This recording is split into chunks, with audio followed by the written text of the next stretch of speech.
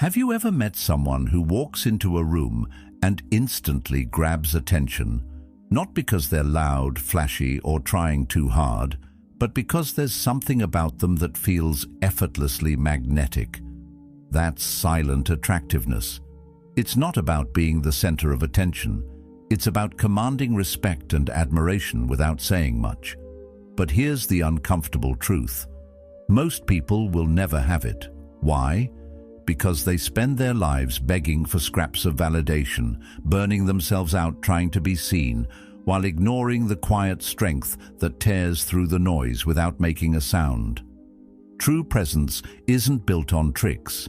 It's built on character, discipline, and the courage to stand alone when the crowd demands you follow. If you're ready to stop chasing approval and start becoming the kind of person who draws others without trying, consider subscribing. For you. Let this be your first step toward mastery of self, where growth, clarity, and purpose replace noise, chaos, and the need to prove yourself. 1. Own your independence. Some people walk into a room and it's as if the air shifts, yet they haven't said a word. They aren't wearing the loudest outfit. They're not telling the funniest story, and they certainly aren't scrambling for anyone's attention. What they have is something far rarer, a grounded sense of self that's impossible to fake. This kind of presence comes from an inner foundation that doesn't need to be constantly propped up by the approval of others. Independence starts with a subtle but profound shift, deciding that your value doesn't hinge on how many people like you, agree with you, or validate you. In a world where comparison has become a reflex and public approval is a form of currency, this choice is almost revolutionary. The ancient Stoics understood this deeply. Marcus Aurelius advised, "It never ceases to amaze me. We all love ourselves more than other people, but care more about their opinion than our own." True independence is about reversing that imbalance. It's learning to respect your own judgment as much as, if not more than, the chorus of voices around you. This doesn't mean shutting out all feedback. It means having a strong enough internal compass that you can take advice without being blown off course by every passing opinion.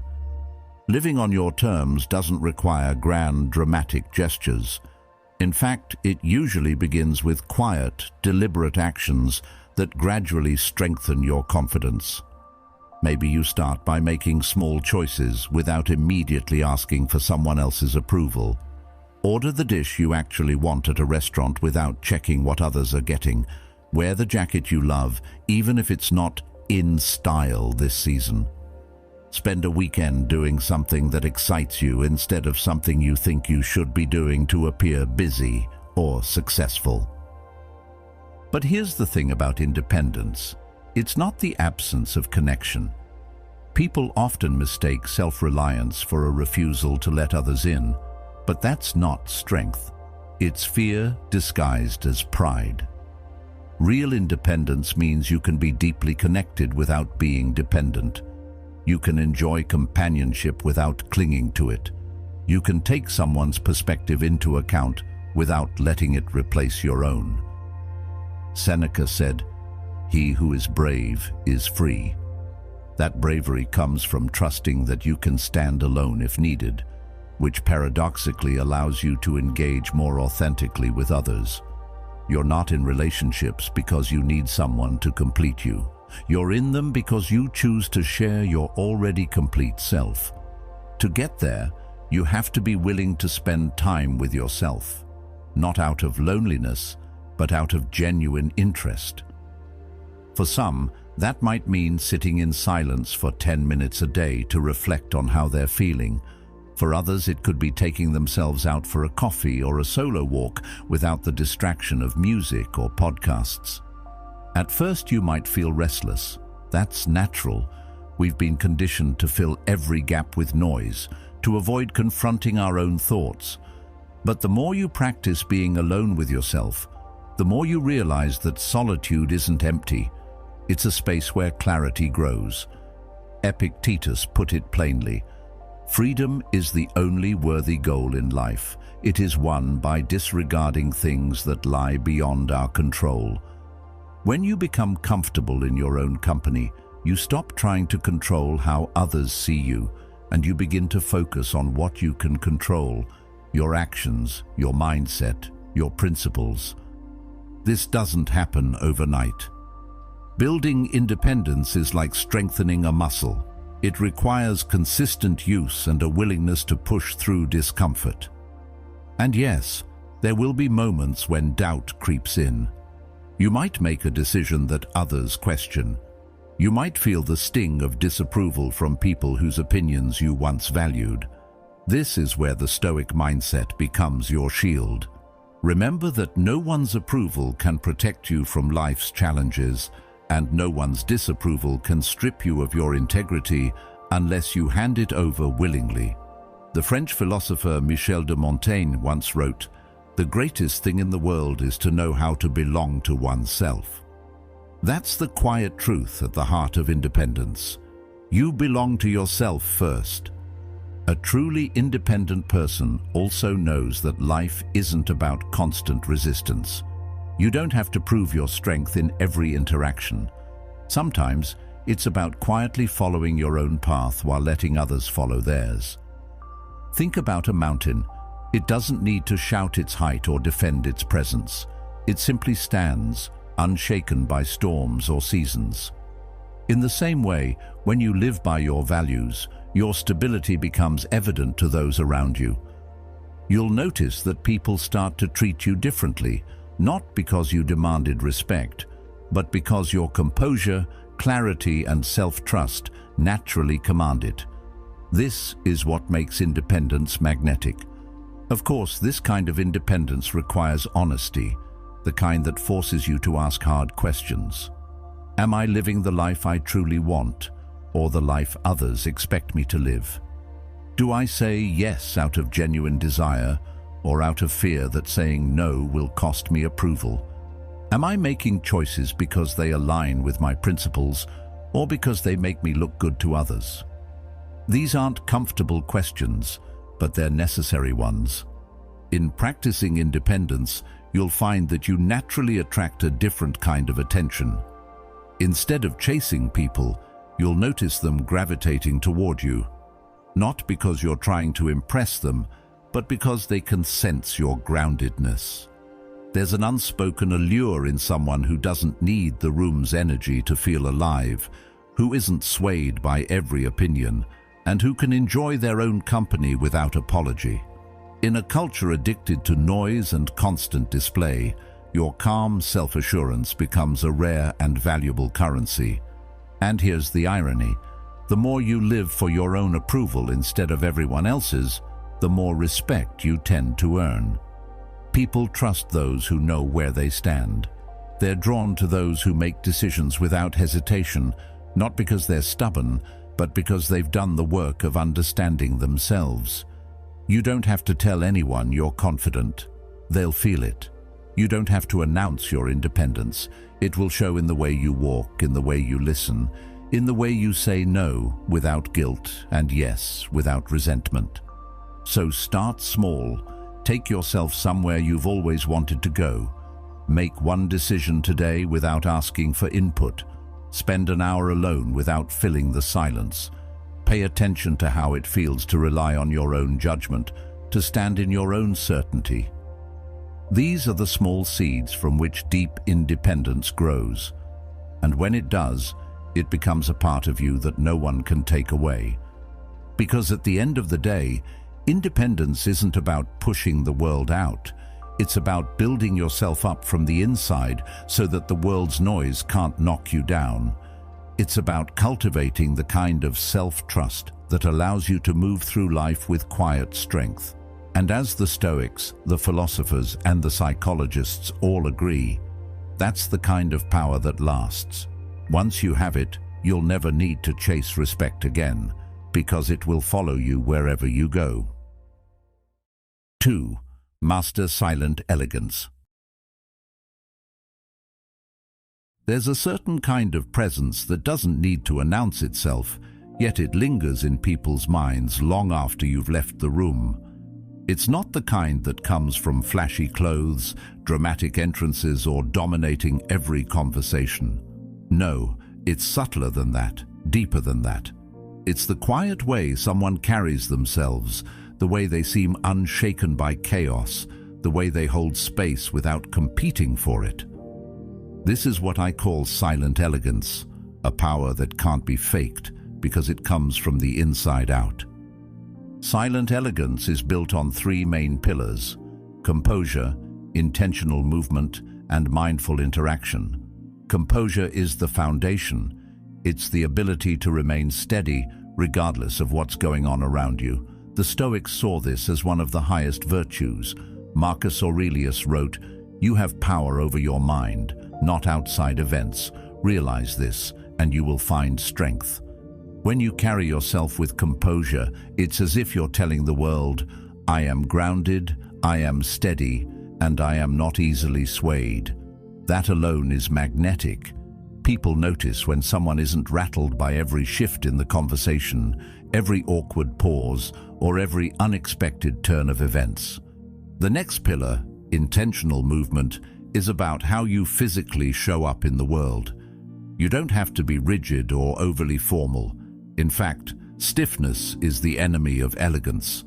Instead, focus on moving in a way that's calm but deliberate. When you walk into a room, do it with a relaxed posture, shoulders slightly back, and your head held naturally, not too high, as if you're looking down on people, and not too low as if you're avoiding them. Your steps should be unhurried, not slow in a way that drags, but paced in a way that tells people you're not in a rush to prove anything. Eye contact is a major part of silent elegance, but it's often misunderstood. It's not about staring people down. It's about holding their gaze long enough to show you're engaged, and then breaking it naturally so it feels comfortable. Too little eye contact can make you seem disconnected. Too much can feel confrontational. The balance is key. And when you pair steady eye contact with a calm demeanor, you create an instant sense of trust. But silent elegance isn't only about posture and movement. It's also deeply connected to how you interact with others. In our culture, people often think you have to speak the most, tell the best stories, or be the most charismatic person in the room to make an impression. The truth is, you can command more respect by listening with intention than by talking endlessly. When you give someone your full attention, nodding occasionally, asking thoughtful follow-up questions, and not interrupting, you make them feel valued. And when people feel valued in your presence, they naturally associate you with warmth and confidence. Elegance also comes from restraint, the ability to know when not to react. In moments of conflict or discomfort, most people rush to fill the silence, explain themselves, or match the other person's energy. Silent elegance means resisting that impulse. It's taking a breath before you respond. It's knowing that sometimes the most powerful statement is made without words. This doesn't mean being passive. It means being intentional. When you choose your words carefully, people start listening more closely because they know you don't waste them. Your personal style plays a role too, though not in the way most people think. Silent elegance in appearance isn't about expensive labels or following every trend. It's about refinement, clothes that fit well, colors that flatter you, and grooming that shows you care about the details. You don't have to draw attention with bold patterns or glittering accessories.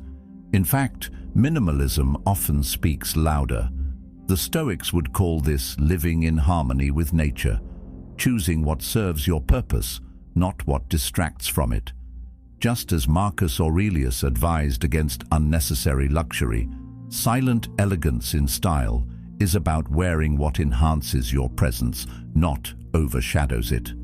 There's also a psychological element to silent elegance that people don't talk about enough: self-respect.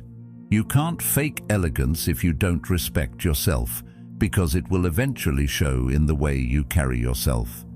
And here's where Stoic philosophy offers a deeper layer. They believed true beauty wasn't about the body at all, but about the soul. Your external elegance should be a reflection of your internal state. If you are constantly anxious, bitter, or judgmental, it will seep into your body language no matter how polished your exterior is. On the other hand, if you cultivate gratitude, patience, and humility, those qualities will naturally express themselves through your movements, expressions, and tone. As Socrates said, the way to gain a good reputation is to endeavor to be what you desire to appear. Silent elegance also means being present, really present.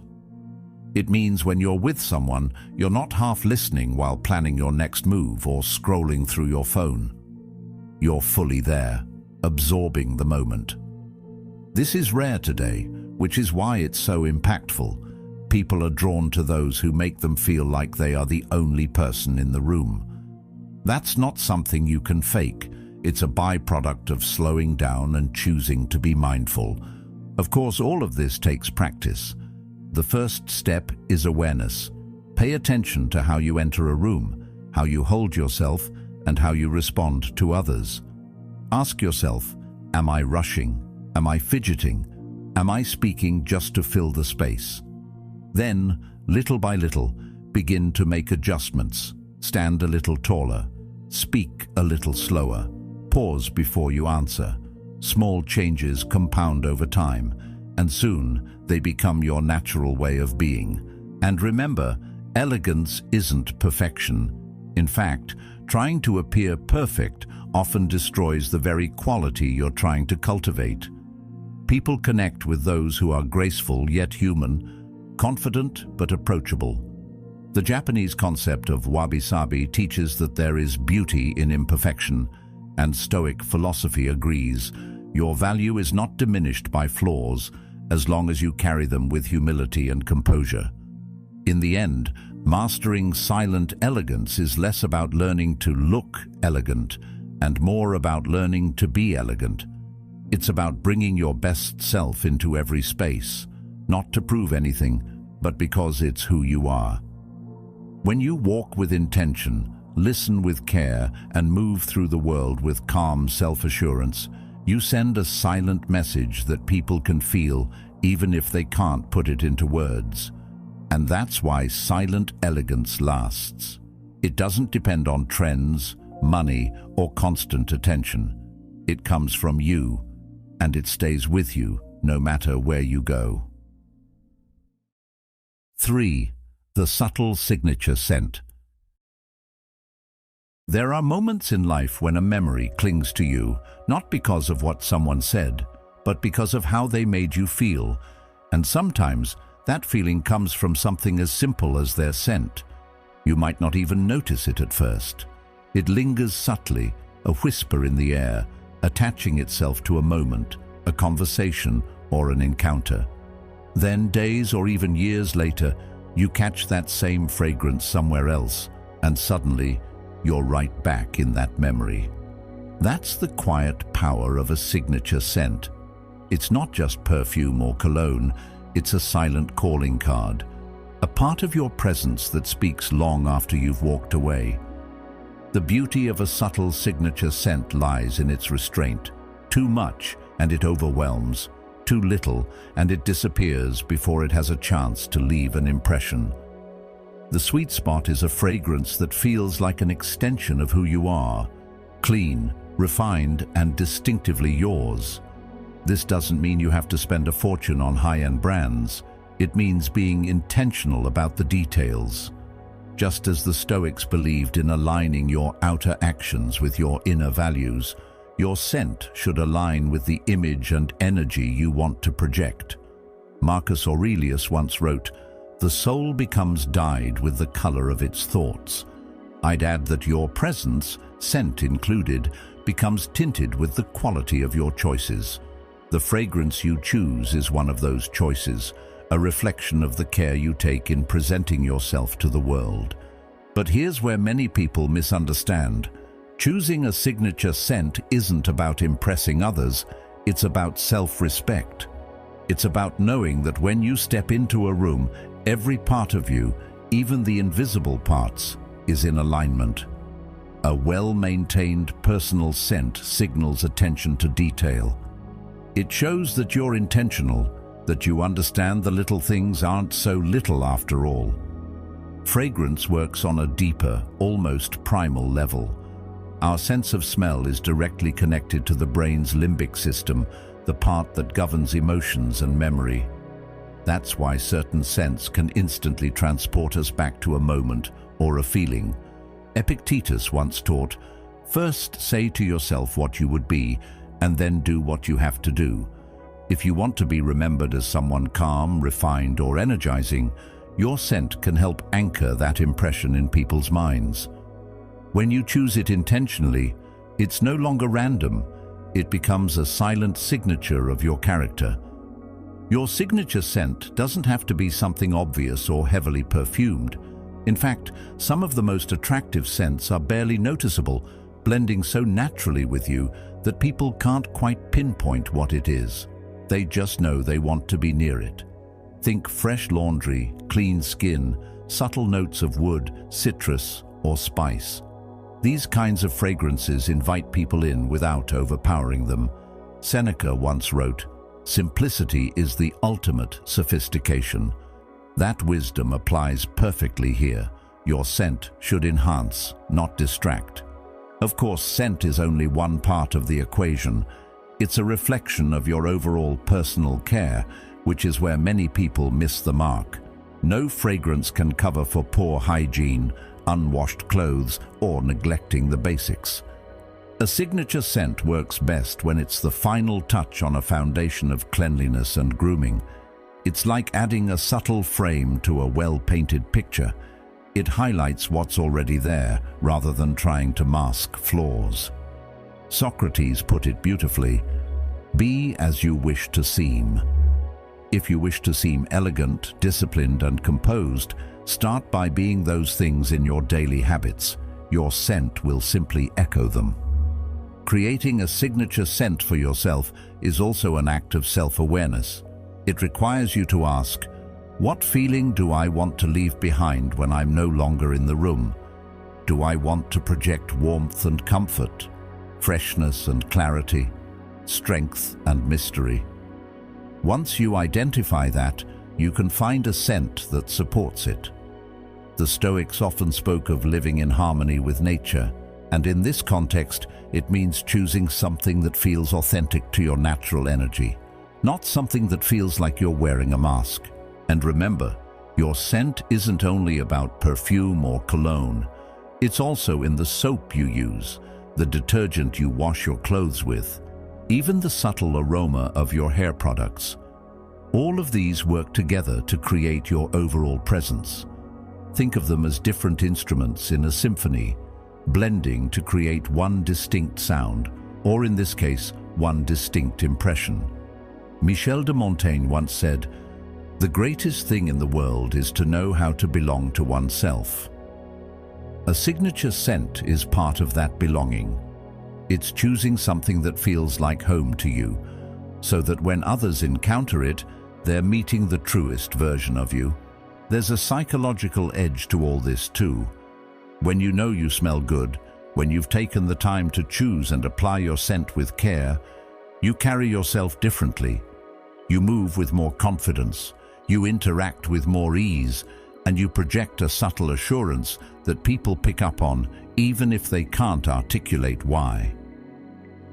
One of the most understated benefits of a signature scent is its ability to make your presence linger after you've left. Not in a heavy, overpowering way, but in a gentle reminder, a faint trace that keeps you in someone's mind. That's powerful, because it's not about forcing them to remember you, it's about giving them a reason to. The Stoic philosopher Epictetus might frame it this way: leave behind not just a memory of your words or actions, but a feeling, an atmosphere, a trace of your essence that others can't quite shake. Now, here's where the discipline comes in. A signature scent works because it's consistent. It's not something you change every week on a whim. Over time, people begin to associate it with you, and that consistency builds recognition. In a way, it's like a personal brand, something instantly familiar that signals, "I'm here." Seneca might call this living according to your principles, even in small things, because they reflect the larger structure of your life. To build this habit, start small. Test different scents and notice how you feel wearing them. Do they energize you, ground you, make you feel more at ease? Choose one that feels right, then stick with it. Make it a part of your routine. Apply it before important meetings, social events, or even just as part of your daily preparation. Over time, it will become second nature, and so will the confidence that comes with it. The truth is, the world remembers far less about what we say than about how we make people feel. A signature scent is one of those small, almost invisible tools that can shape that feeling in a powerful way. It's quiet, it's personal, and it's deeply human. As Marcus Aurelius reminded us, what is not good for the beehive cannot be good for the bees. Taking care of your own presence, down to the finest details, benefits not just you, but everyone you interact with. It makes their experience of you richer, more memorable, and more pleasant. So the next time you think about how to make a lasting impression, remember this. Your scent speaks long after you stop talking. It's not vanity, it's self-respect in its most subtle form. It's the invisible handshake, the quiet nod, the unspoken statement that you are a person who pays attention to the little things. And in a world that rushes past the details, that alone can make you unforgettable. 4. Be fully present. There's a rare kind of person you meet from time to time who makes you feel like the only human being in the world. When you talk, they're not glancing at their phone, scanning the room, or waiting for their turn to speak. They're fully there, with you in the moment, absorbing every word. And the strange thing is, you walk away from those conversations not just remembering what was said, but feeling deeply valued.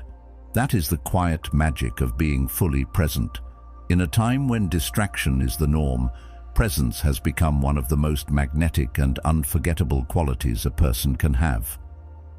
Carl Jung once wrote, "The meeting of two personalities is like the contact of two chemical substances. If there is any reaction, both are transformed."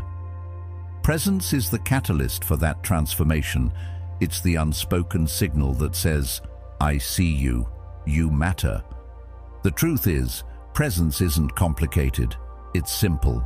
But simple doesn't mean easy. We live in a culture that thrives on interruption, notifications, scrolling feeds, background noise, multitasking. It's all designed to pull us away from the moment we're in. Being present requires deliberate resistance to that pull. The Stoics knew this long before smartphones existed. Marcus Aurelius wrote, "Confine yourself to the present." For him, that wasn't just advice. It was a way to cut through the noise of life. If you're truly focused on the here and now, you're not haunted by the past or consumed by what might happen in the future. You're anchored, and people can feel that anchor in you. When you're fully present with someone, you're telling them, without words, that they're worth your time and your attention. Think about how rare that is today. Most of us have been in conversations where the other person is nodding politely while their eyes flick to the clock, or they're subtly swiping on their phone. You can sense it immediately, and it feels dismissive. It's the emotional equivalent of saying, "You're not that important right now." On the flip side, when someone gives you their undivided attention, you feel validated. You feel like your thoughts and feelings have weight. Seneca understood the power of this kind of focus when he said, "It is not that we have a short time to live, but that we waste much of it." Wasting our moments by splitting our attention robs not just us, but the people we care about. Presence isn't about perfection, it's about intention. It's not that you'll never get distracted, it's that you choose to return your focus to the person or task in front of you. And this doesn't apply only to conversations. Being present also means giving your full focus to whatever you're doing, whether that's cooking dinner, reading a book, or walking down the street. Our minds are like restless travelers, always jumping ahead to the next stop. But when you commit to noticing the details, the way the air smells, the expression on someone's face, the exact tone in their voice, you open yourself to a depth of experience that most people skip over entirely. Psychologically, presence has an immediate impact on connection. When you give someone your attention, you're not just hearing their words, you're picking up on their body language, their tone, and the emotions behind what they're saying. This makes you far more empathetic and responsive. Of course, presence also requires self-discipline. We are constantly tempted to think about what we'll say next, instead of actually listening to the person in front of us. But true presence means letting go of the need to control the conversation and simply allowing it to unfold. Epictetus once said, "We have 2 ears and 1 mouth so that we can listen twice as much as we speak." That's not just a guideline for politeness, it's a path to real influence. When people feel truly heard, they become more open, more trusting, and more willing to engage with you. One of the hidden benefits of presence is that it makes you memorable without you having to do anything flashy. You might not tell the funniest jokes or have the most captivating stories, but if you make someone feel like their words matter, they'll remember you. And the beauty of this is that presence is available to anyone. It's not dependent on wealth, appearance, or status. All it takes is a choice to put down the phone, quiet the mental noise, and be here, now. As Michel de Montaigne said, "The greatest thing in the world is to know how to belong to oneself." You can't give your attention to others if you don't first learn to ground yourself in your own presence. Being fully present doesn't mean you lose yourself in others, though. It's not about erasing your thoughts or feelings. It's about balancing them with openness. Sometimes we listen only to respond, filtering everything through our own perspective. But presence means temporarily setting aside your agenda so you can step into someone else's world. Carl Jung described this as holding space for another person's reality, allowing both perspectives to coexist. This requires humility, the recognition that your view isn't the only one that matters in the moment. If you want to practice being more present, start small. The next time you talk to someone, consciously put away your phone. Face them directly. Make steady, comfortable eye contact, not staring, but not darting away either. Nod when you're following along, and ask questions that show you're engaged. And when your mind drifts, as it inevitably will, gently bring it back to the moment without judgment. This is the same principle behind mindfulness meditation, which the Stoics practiced in their own way. They didn't sit cross-legged with incense, but they did spend time each day reflecting, focusing, and anchoring themselves in the present. The rewards of presence go far beyond making others feel valued. It changes your own experience of life. When you're fully here, you notice things you've been overlooking. You find more joy in simple moments. Your relationships deepen because people trust you, and you start to feel calmer because you're not constantly juggling the past and future in your mind. It's worth mentioning that presence also makes you more persuasive and influential. When people feel heard by you, they're far more likely to listen to you in return. This is especially true in high-stakes conversations where emotions can run high. A calm, attentive presence can diffuse tension faster than any clever argument. It signals control, composure, and respect, qualities that are deeply attractive in both personal and professional settings. And unlike quick tricks to gain attention, presence leaves a lasting impression that people trust. At its core, presence is about respect, both for yourself and for others. You respect yourself enough to show up fully, not half-engaged. And you respect others enough to give them your most valuable resource, your attention. So the next time you're in a conversation, ask yourself, am I really here, or am I somewhere else entirely? Am I giving this person the same focus I wish they'd give me? Presence doesn't cost anything, yet it's one of the rarest gifts you can give. And in a world where most people are half living in their devices, being fully present isn't just a social skill, it's a superpower. Because at the end of the day, people may forget your words, they may even forget your face, but they will never forget how you made them feel. And when you're present, truly present, how they feel is seen, heard, and valued. That's the kind of connection that leaves a mark, not for a moment, but for a lifetime. 5. Keep a touch of mystery. There's something captivating about a person you can't quite figure out. You notice the way they speak, how they listen, and the calm confidence in their presence. But you can sense there's more beneath the surface. They don't spill every detail of their life the moment you meet them. They're warm, approachable, yet there's a part of them that stays just out of reach, and that's what keeps you intrigued. In a world where oversharing has become second nature, and every thought, meal, and opinion is broadcast for instant consumption, the ability to keep certain things to yourself has become rare and powerful. The truth is, we live in a time where privacy is almost treated like a weakness, as if keeping things to yourself means you're hiding something. But the Stoics would tell you that restraint is a virtue.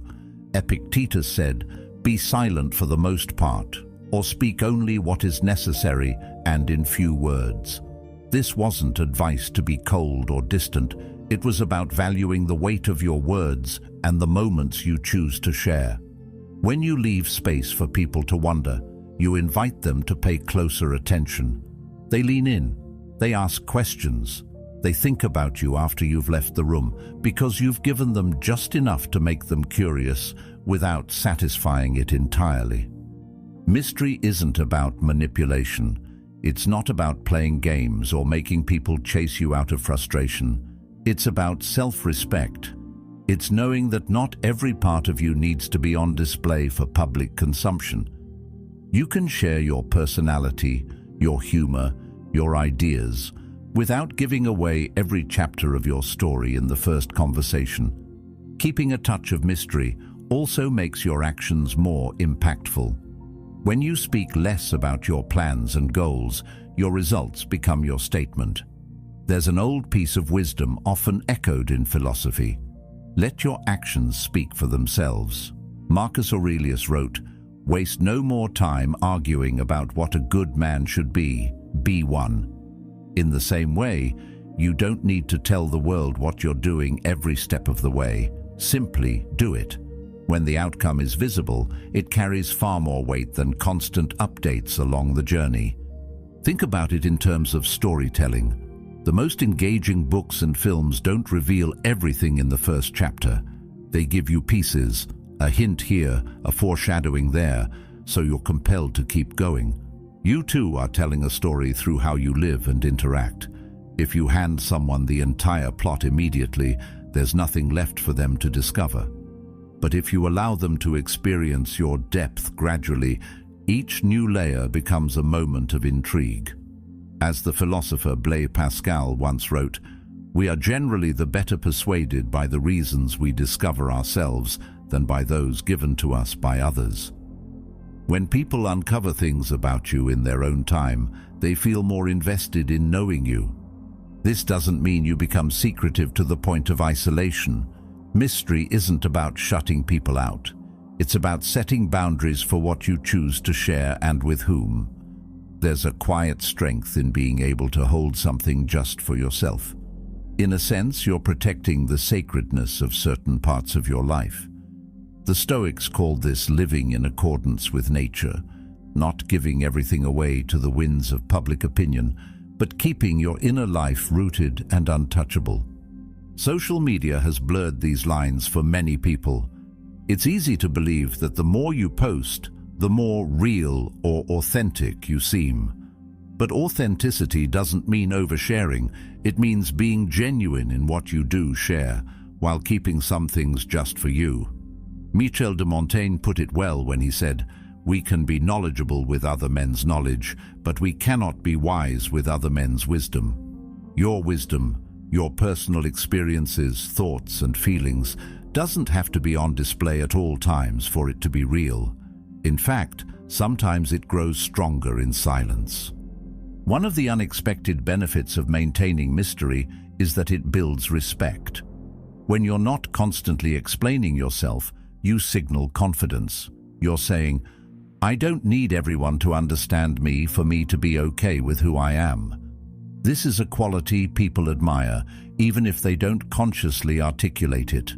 Mystery also gives you control over your narrative. When you reveal information slowly and intentionally, you shape the way others experience you. You can allow people to see your humor before they see your ambition. You can let them experience your kindness before they learn about your struggles. This isn't deception, it's pacing. It's choosing to let people earn their way into the deeper parts of your story, which not only protects you but also makes those deeper connections more meaningful when they happen. There's another reason why a touch of mystery works so well. It mirrors life itself. We are naturally drawn to what we don't fully understand. Our minds crave completion, so when something feels unfinished, we keep returning to it. The ancient Greeks understood this in their concept of aporia, the state of puzzlement that compels deeper thought and inquiry. By not giving everything away, you leave open spaces for people to explore. And in exploring, they often discover not just more about you, but more about themselves. If you want to cultivate mystery in your own life, start by observing your patterns. Do you feel the urge to explain every choice you make, to post every experience in real time, to give people every detail when they ask a simple question? Instead, try practicing restraint. The next time someone asks what you're working on, give a concise answer without the full backstory. When something good happens, enjoy it privately for a while before you share it. The point isn't to be evasive, it's to be intentional. In personal relationships, mystery adds depth. It keeps interactions fresh because there's always more to learn, more to uncover. Even in long-term friendships or romantic relationships, holding on to certain personal practices, hobbies, or private reflections can keep the connection alive. It allows both people to continue discovering each other over time. Just as a great conversation leaves you wanting to keep talking, a person with mystery leaves you wanting to keep knowing. But here's the important part. Mystery should never be used as a mask for dishonesty. If you withhold information to manipulate, the intrigue turns into mistrust. True mystery works because it's rooted in authenticity. You're not hiding who you are, you're simply not broadcasting every detail. It's a conscious choice to let your story unfold gradually, with care. In the end, keeping a touch of mystery is really about knowing the value of your own life and experiences. Not everyone has earned the right to know everything about you, and that's okay. It's about preserving the richness of your inner world so that it doesn't get diluted by overexposure. As Seneca wisely said, it is the power of the mind to be unconquerable. Part of that power comes from knowing when to speak and when to let silence do the work. So stop feeling like you owe the world a running commentary of your life. Let people wonder. Let them ask. Let them be drawn to the spaces you choose not to fill. In a noisy world, mystery is a kind of quiet music, and the less you reveal, the more they lean in to listen. 6. Develop cultural wisdom. Every once in a while, you meet someone who can hold a conversation about almost anything: art, history, philosophy, the latest discoveries in science, or even traditions from halfway across the world. They don't speak to show off. They're not trying to dominate the discussion. They simply have a depth to them, a richness in their perspective, that makes talking to them feel like opening a door to a much bigger world. You walk away from that conversation feeling like you've gained something, maybe a new idea, a new way of looking at things, or even a challenge to what you thought you already knew. Carl Jung once said, "Your vision will become clear only when you can look into your own heart. Who looks outside dreams, who looks inside awakes." Developing cultural wisdom is about doing both, looking inward to understand yourself and outward to understand the vastness of the human experience.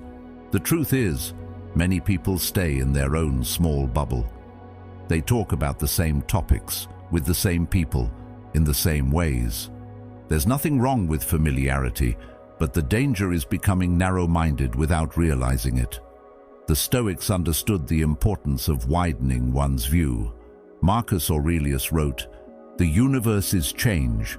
Our life is what our thoughts make it." When you expose yourself to different cultures, different philosophies, and different ways of living, your thoughts expand, and so does your life. You begin to see that your way isn't the only way, and that realization alone makes you more adaptable, more understanding, and far more interesting to be around. Cultural wisdom starts with curiosity, not the shallow curiosity of wanting a quick fact to impress someone, but the deeper curiosity of wanting to understand why people live, think, and believe the way they do. It means reading books that challenge your perspective, watching documentaries about places you've never been, and having conversations with people whose backgrounds are different from yours. It's about asking thoughtful questions and actually listening to the answers. Seneca once said, "We have 2 ears and 1 mouth, so we can listen twice as much as we speak." This advice applies perfectly here. Developing cultural wisdom is as much about listening and observing as it is about speaking. When you cultivate this kind of knowledge, you bring more to the table in every interaction. You can talk about more than just the weather or the headlines of the day. You can draw parallels between ancient philosophies and modern dilemmas. You can share stories about cultural traditions that most people have never heard of, not to impress, but to inspire curiosity in others. And here's the thing, when you do this without arrogance, without trying to one-up anyone, people are drawn to you. They feel enriched by the conversation, not diminished. One of the most underrated aspects of cultural wisdom is empathy. The more you understand about how other people live, the easier it becomes to step into their shoes. You start to see the reasoning behind actions that once puzzled you, and you realize that different doesn't mean wrong. This shift in thinking can change not only your conversations, but your relationships. Epictetus reminded us, men are disturbed not by things, but by the view which they take of them. Cultural wisdom helps you refine that view. It allows you to see beyond the surface and approach people with compassion instead of judgment.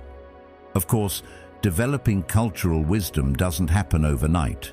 It's built one small choice at a time, choosing to read instead of scrolling, asking someone about their hometown instead of making assumptions, trying a dish from a cuisine you've never tasted before, attending a festival that celebrates a culture other than your own. Each of these experiences adds another thread to the tapestry of your understanding. And over time, those threads weave into something beautiful, an outlook on life that's wide, inclusive, and rich with perspective. Cultural wisdom also strengthens your ability to adapt. Life will inevitably place you in situations where the people around you think differently, act differently, and see the world differently than you do. Without cultural awareness, those situations can feel uncomfortable or even threatening. But with it, they become opportunities for growth. You learn how to navigate conversations with tact, how to respect boundaries, and how to find common ground even in disagreement. This adaptability is a quiet but powerful form of social intelligence. It's what makes certain people able to walk into any room and connect with almost anyone. Jung often spoke about individuation, the process of becoming your true self. Part of that process is understanding where you fit in the larger human story. By learning about other cultures, you start to see yourself more clearly. You recognize which parts of you are universal and which are shaped by your environment. You begin to separate your identity from your conditioning, which gives you more freedom to grow. And let's be honest, curiosity is magnetic.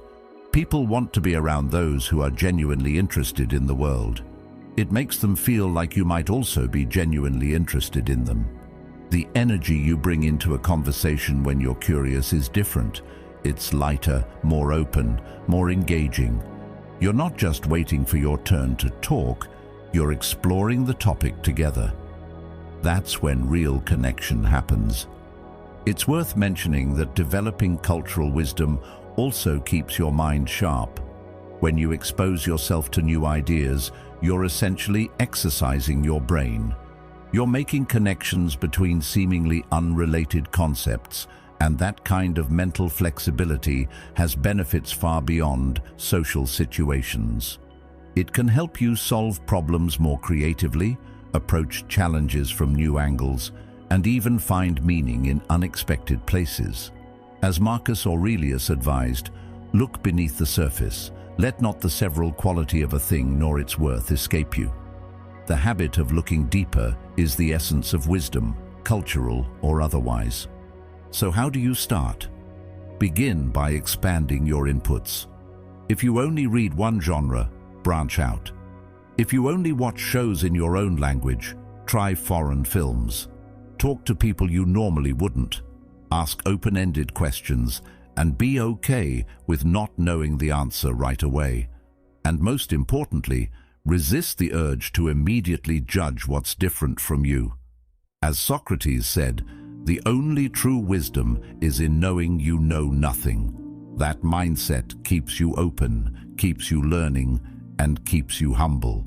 Another key part of cultural wisdom is sharing it generously. When you learn something fascinating about another culture, bring it into your conversations in a way that invites curiosity, not comparison. You're not lecturing, you're exchanging. When someone shares something about their background with you, show genuine appreciation. That moment of respect can go a long way in building trust and connection. Over time, you'll notice a shift. Conversations will feel richer.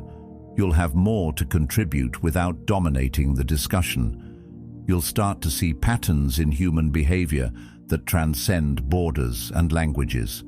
And perhaps most importantly, you'll begin to appreciate both the diversity and the unity of the human experience.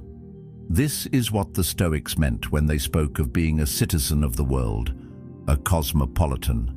Your loyalty is not just to your own little corner, but to the shared humanity that connects us all. In the end, cultural wisdom isn't about collecting trivia or trying to impress people with your knowledge. It's about living with a wider lens, seeing more, understanding more, and connecting more deeply. It's about stepping out of your bubble and realizing the world is far bigger and more beautiful than you imagined. And when you carry that awareness with humility and warmth, you don't just stand out, you draw people in. Because you're not only someone who knows things, you're someone who cares enough to keep learning. And in a world full of noise, that kind of curiosity is unforgettable. 7. Lead with compassion. Some people walk into a room and bring a certain kind of peace with them. It's not in what they say first or even in how they look. It's in the way they make you feel when you're around them. You feel heard. You feel understood. You feel like you can breathe a little easier. That's the quiet power of compassion. It's a strength that doesn't shout for attention, but it changes the atmosphere wherever it goes. Carl Jung once said, Knowing your own darkness is the best method for dealing with the darkness of other people. Compassion begins there, by understanding your own struggles so you can meet others with empathy instead of judgment. We live in a world where kindness often feels transactional. People help because they expect something in return, credit, praise, or a favor owed. But genuine compassion is different. It's not about getting something back. It's about showing up for someone because you value them as a fellow human being. The Stoics saw this as a duty. Marcus Aurelius wrote, "Men exist for the sake of one another. Teach them then, or bear with them." Compassion is part of our responsibility to each other, not a bonus we give when it's convenient. The thing about compassion is that it requires presence. You can't be compassionate if you're half listening or already thinking about what you're going to say next. You have to slow down, give someone your full attention, and let them know you're actually with them in the moment. This doesn't mean you have to agree with everything they say or solve all their problems. Often, the most compassionate thing you can do is simply to listen without judgment. Seneca once said, "Wherever there is a human being, there is an opportunity for kindness." You don't have to wait for a big moment to practice it. Everyday conversations offer the chance. Compassion is often mistaken for weakness, but in reality, it's a sign of deep strength. It takes courage to open yourself to another person's pain without letting it harden you. It's easier to keep your distance, to protect yourself by staying indifferent. But indifference doesn't connect, and it doesn't inspire trust. True compassion means you can sit with someone in their struggle, offer support, and still maintain your own stability. Epictetus put it well, "Make the best use of what is in your power, and take the rest as it happens." You can't control what someone else is going through, but you can control how you respond to it. One of the most powerful aspects of compassion is that it's remembered long after the moment has passed. People might forget your exact words, but they'll remember the feeling of being respected, valued, and understood. This is why compassion builds influence, not the loud kind, but the kind that makes people want to be around you because they feel safe in your presence. To lead with compassion, you have to let go of keeping score. If your kindness is conditional, it's not compassion, it's a trade. Help because you can, not because you expect repayment. If someone thanks you, appreciate it. If they don't, move on. The Stoics would remind us that the reward for virtue is virtue itself. Acting with compassion shapes your character, whether or not anyone notices. Marcus Aurelius wrote, "If it is not right, do not do it. If it is not true, do not say it." Doing what is right, even quietly, is its own form of leadership. Compassion also requires boundaries. It doesn't mean sacrificing your well-being to help everyone else. If you drain yourself completely, you won't be able to show up for anyone, not even yourself. This is where self-awareness comes in. Jung believed that facing your own inner challenges gives you the perspective to understand others without being consumed by their struggles. You can care deeply while still protecting your own energy. That balance is what keeps compassion strong instead of burning it out. There's also a practical side to compassion. It's not only about being there for friends or family. It applies in every part of life. At work, compassion helps you navigate conflicts without unnecessary hostility. In leadership, it makes people more willing to follow you because they know you care about their well-being. In relationships, it deepens trust and creates a foundation of mutual respect. Epictetus taught, "No great thing is created suddenly." Compassion works the same way. It's built through consistent small actions, not grand gestures. If you want to develop compassion, start with patience. The next time someone frustrates you, pause before reacting. Ask yourself what might be happening in their life that you can't see. This doesn't excuse bad behavior, but it shifts your perspective. When you approach people with curiosity instead of instant judgment, you open the door to understanding. Michel de Montaigne once said, "The greatest thing in the world is to know how to belong to oneself." When you're secure in who you are, you don't feel threatened by offering others empathy. Compassion also grows when you make a habit of small, intentional acts of kindness. Hold the door open, send a message to check in on someone without any agenda, offer a genuine compliment. These moments might seem insignificant, but over time, they shape the way people experience you. More importantly, they shape the way you experience the world. You start to see opportunities to contribute positively, and that outlook becomes part of your identity. Leading with compassion doesn't mean you avoid difficult conversations. Sometimes, the most compassionate thing you can do is tell someone a hard truth, but with empathy and respect. It's the difference between criticizing to tear down and guiding to build up. When you make compassion a core part of how you move through the world, you'll notice it changes the way people respond to you. You might find that doors open more easily, conversations flow more naturally, and relationships feel less strained.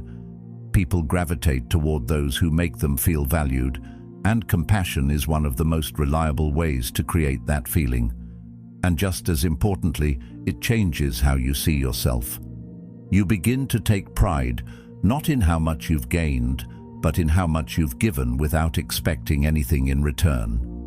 The Stoics would say that the measure of a good life isn't in possessions or recognition, but in the quality of your character. And compassion is a key piece of that quality. It's a daily practice, a choice you make again and again to meet others with understanding instead of indifference. As Marcus Aurelius reminded himself, "When you arise in the morning, think of what a privilege it is to be alive, to think, to enjoy, to love." To love, in this sense, is not just romance. It's the decision to act with kindness toward the world around you. So lead with compassion, even when it's not returned, even when it's inconvenient, even when no one is watching. Because the strength it builds in you and the light it brings to others is worth more than any recognition you could receive. In a world that often rewards hardness, choose to be the person who softens the edges without losing their shape.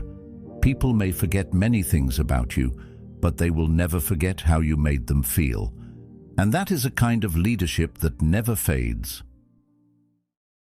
8. Radiate joy and humor.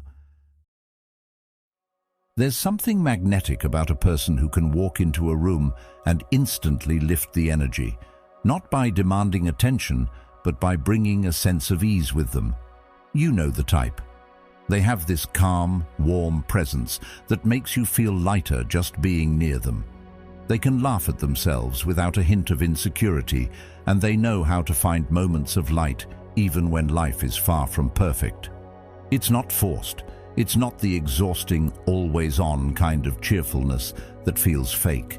It's a grounded joy, one that radiates quietly but powerfully. Carl Jung once said, "The most terrifying thing is to accept oneself completely." Joy often begins there, with acceptance. When you're comfortable with yourself, you stop performing for the world, and your light starts to shine in a way that feels effortless. The truth is, joy is a kind of discipline. People think it just happens to certain personalities, but in reality, it's something you cultivate. It's the daily decision to notice beauty, to focus on gratitude, and to not let challenges consume you completely. The Stoics understood this deeply. Marcus Aurelius wrote, "The happiness of your life depends upon the quality of your thoughts." To radiate joy, you have to feed your mind with thoughts that keep you steady, not those that constantly pull you into negativity. It doesn't mean ignoring pain. It means choosing not to live there longer than you need to. Humor is one of joy's most powerful companions. But here's the key. True humor isn't about being the loudest person in the room or trying to make people laugh at every sentence. It's about knowing when to ease the tension, when to offer a playful observation, and when to poke fun at yourself in a way that makes others feel safe to do the same. There's also a certain bravery in joy and humor. It's easy to get caught up in seriousness, to let the weight of responsibilities and bad news keep you in a constant state of tension. Laughing in those moments can feel almost rebellious, as if you're saying, "Life doesn't get to crush me today." Epictetus said, "It's not what happens to you, but how you react to it that matters." Choosing humor is a reaction that refuses to let life's unpredictability rob you of your spirit. It's not denial, it's resilience. Radiating joy doesn't mean pretending everything is okay when it's not. People can sense false cheer, and it's exhausting to be around. What's magnetic is when someone acknowledges that things might be difficult, but they can still find something to smile about. This kind of joy is rooted in perspective. Seneca wrote, "We suffer more often in imagination than in reality." Humor often comes from stepping outside of the situation long enough to see its absurdity.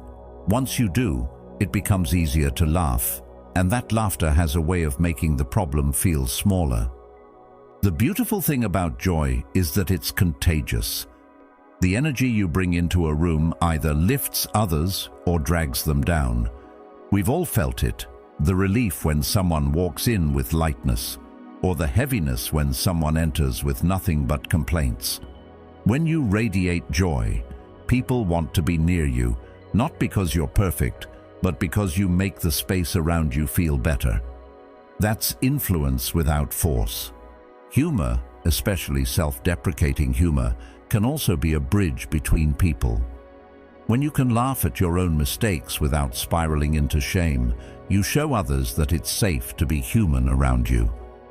This creates connection faster than any perfectly curated image ever could. Jung talked about the importance of integrating the shadow, the parts of ourselves we'd rather hide. Humor is one of the most graceful ways to bring those shadows into the light, turning potential embarrassment into shared laughter. Of course, joy and humor require presence. You can't find the funny moment if you're always 2 steps ahead in your head, worrying about the future or replaying the past. You have to be here, noticing the little details. A raised eyebrow in a meeting, the way someone mispronounces a word, or the irony of a situation. These are the raw materials for humor and joy, but you only catch them if you're paying attention. Another important thing to remember is that joy isn't about constant high energy. Sometimes it's quiet, like a peaceful smile in the middle of a hectic day, or the warmth in your voice when you greet someone. Stoic joy isn't about hype. It's about a steady flame that doesn't go out when the wind picks up. You can still feel the full range of emotions, anger, sadness, frustration, but you return to joy as your baseline. That's what makes it powerful. If you want to cultivate this energy, start small. Practice gratitude daily. Notice 3 things that make you smile every morning. Seek out humor intentionally.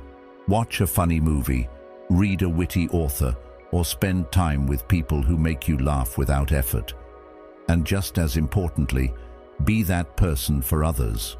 Offer a light remark in tense moments, share an amusing story, or simply laugh with someone instead of at them.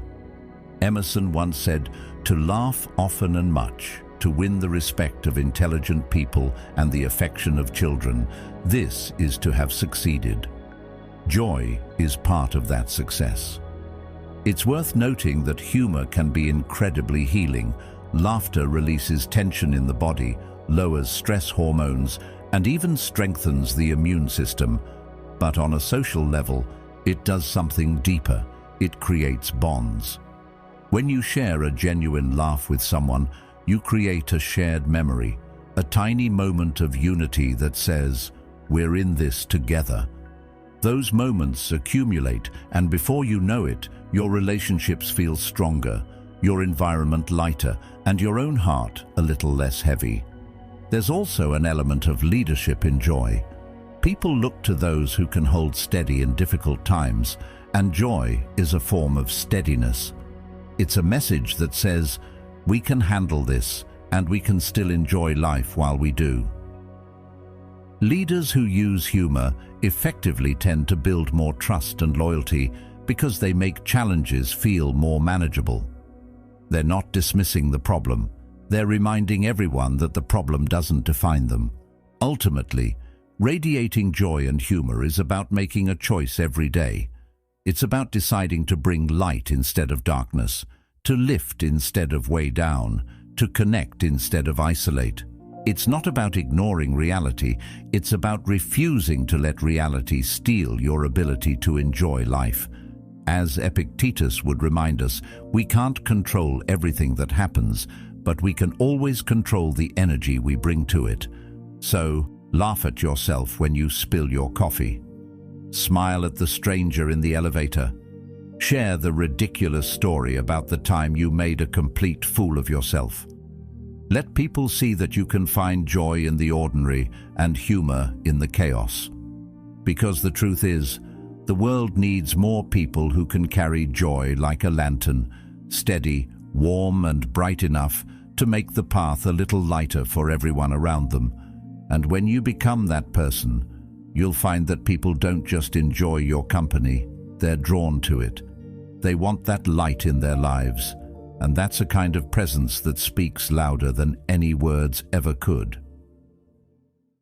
9. Prioritize self-care. There's a certain kind of presence that you can't fake. It's in the way a person moves, in the quiet energy they carry, in how they speak without rushing their words. You notice they seem grounded, balanced in a way that isn't about showing off, but about having a calm confidence that radiates from the inside out. That presence doesn't come from luck or genetics. It comes from something deeper, the consistent choice to take care of themselves day after day. Carl Jung once said, "What you resist persists." When you neglect your own needs, the effects show up. Tiredness, irritability, a lack of clarity, and those signs don't just fade away. They build until you can't ignore them anymore. Self-care is the practice of facing those needs before they become crises. The problem is, self-care has been watered down into an image of bubble baths and face masks. There's nothing wrong with those things, but they're just the surface. Real self-care is far less glamorous, but infinitely more powerful. It's choosing the foods that fuel you instead of the ones that leave you sluggish. It's getting enough sleep even when it means saying no to something you'd enjoy in the short term. It's staying active, not to chase an unrealistic image, but because you want your body to support you for years to come. And it's protecting your mental health with the same urgency you'd protect your physical safety. Self-care is also about discipline. Not the harsh, punishing kind that drains you, but the steady, self-respecting kind that says, "I matter enough to show up for myself today." Seneca put it plainly, "A man cannot be comfortable without his own approval." If you're constantly breaking promises to yourself, skipping workouts, staying up too late, neglecting your mental space, you slowly erode your own trust. But when you follow through on the commitments you make to yourself, even in small ways, you build self-respect, brick by brick. And that respect changes the way you carry yourself. There's an undeniable attractiveness to someone who clearly takes care of themselves. It's not about perfection, it's about signaling that you value your life enough to nurture it. People pick up on that energy, often subconsciously. They see someone with clear eyes, steady posture, and a kind of calm alertness, and they think, this is someone who's got their life in order. You don't have to say it, they can see it. But let's be honest, self-care isn't always comfortable. Sometimes it's choosing to meal prep instead of ordering takeout. Sometimes it's getting up early to exercise when you'd rather stay in bed. Sometimes it's saying no to people you care about because you know you need time to rest. These aren't the moments you post about, but they're the ones that matter most. Mental self-care is just as important as the physical side. This means knowing when your mind is overloaded and taking steps to clear it. It might mean journaling to get your thoughts out, meditating to steady your breathing, or simply spending time in nature to reset. Jung believed that who looks outside dreams, who looks inside awakes. Turning inward isn't selfish, it's essential. If you never pause to check in with yourself, you risk running on autopilot, missing the signs that something needs to change. There's also a social element to self-care, choosing the people you surround yourself with. If you spend your time with those who drain your energy or constantly pull you into drama, you're undermining your own well-being. Protecting your boundaries isn't cold, it's an act of respect for yourself and your future. As the Stoics would say, your time and attention are the most precious things you have. Spend them wisely. One of the most overlooked parts of self-care is rest. In a culture obsessed with productivity, rest is often treated like a weakness. But the Stoics saw it differently. They valued periods of stillness as much as action. Marcus Aurelius often reminded himself to step back, to breathe, to remember his place in the larger flow of life. Rest isn't about doing nothing. It's about restoring the mind and body so you can do everything else with focus and clarity. Of course, balance is the heart of self-care. Too much indulgence and you lose the benefits of discipline. Too much discipline without rest and you burn out. The goal is to find the rhythm that sustains you, one that you can keep for the long term. This rhythm will look different for everyone. For some, it's waking up early to meditate and exercise. For others, it's protecting slow evenings to read, cook, or connect with loved ones. What matters is that it's intentional. Self-care also extends to the way you speak to yourself. The words you use internally can either fuel you or drain you. If you constantly criticize yourself, no amount of external care will undo the damage. Compassion toward yourself isn't weakness. It's what allows you to keep growing without becoming bitter. Montaigne said, "The greatest thing in the world is to know how to belong to oneself." When you treat yourself as someone worth belonging to, everything changes. The beauty of prioritizing self-care is that it has a ripple effect. When you take care of yourself, you show up better for others. You have more patience, more energy, and more focus. You can offer help without resenting it because you're not running on empty. This is why self-care is not selfish. It's the foundation for everything you give to the world. The Stoics believed in living a life of virtue, and that requires a sound mind in a sound body. Without care for yourself, your ability to live that virtue is compromised. Start where you are. Don't wait for the perfect time to overhaul your life. Begin with small, consistent steps, a short walk every day, a better bedtime routine, a few minutes of stillness in the morning. Each act reinforces the message, I matter enough to do this. And as those acts accumulate, you'll notice shifts in your mood, your energy, your resilience. Over time, self-care becomes less about specific actions and more about identity. You stop thinking of it as a checklist and start seeing it as part of who you are. You're someone who eats to fuel your body, who rests to restore your mind, who moves to stay strong, who protects their boundaries because they value their peace. That's not just attractive, it's powerful. And the truth is, people can feel it. They can sense when you're operating from a place of strength and balance. They see the difference in how you handle challenges, in how you carry yourself, in how you interact with the world. Prioritizing self-care doesn't make life perfect, but it gives you the strength to meet life as it is, with clarity, discipline, and calm. In the end, self-care is a choice you make over and over. It's not something you do once and forget. It's a way of living. It's the daily commitment to treat yourself like someone worth investing in. And when you do that, you not only change how you feel, you change how the world experiences you. As the Stoics might say, you become the kind of person who lives in harmony with themselves, and that harmony is something everyone around you can see. 10. Build emotional intelligence. Some people seem to have a natural ability to navigate any social situation. They can walk into a tense room and instantly sense what's going on beneath the surface. They know when to stay quiet, when to ask the right question, and when to step in with something meaningful to say. They make people feel understood without even trying. This isn't luck, it's a skill. And that skill is called emotional intelligence.